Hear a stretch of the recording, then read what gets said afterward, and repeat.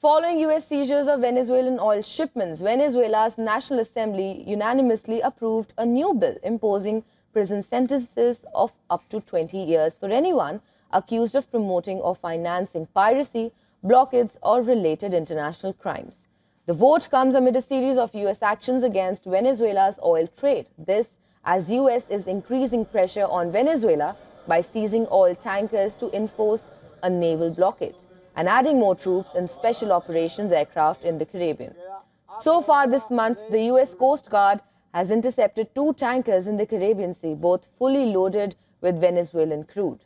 The Coast Guard is also pursuing a 3rd empty vessel that was approaching the OPEC country's shore.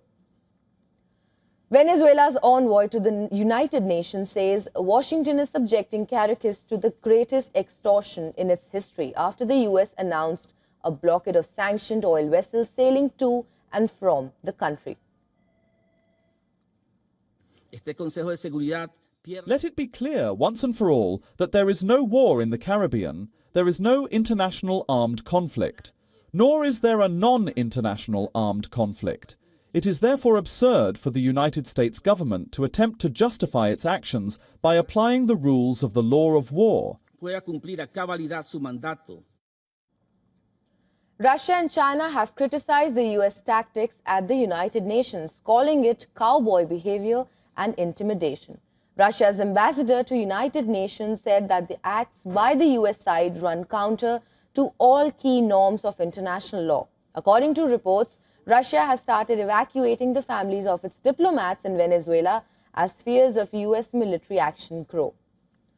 The Chinese representative said that US actions and rhetoric have led to continued tensions in the region and urged Washington to avoid further escalation. Meanwhile, Venezuela President Nicolás Maduro said his country is receiving overwhelming support from the UN Security Council following the emergency meeting. In response to the criticism, US Ambassador Mike Waltz maintained the country's stance on the matter and said the United States will do everything in its power to protect its borders and the American people. President Trump has been very clear that he is going to use the full power of the United States of America, the full might of the United States to take on and eradicate these drug cartels which have operated with impunity in our hemisphere for far too long, and everyone knows it. The US has reportedly sent additional special operations aircraft to the Caribbean.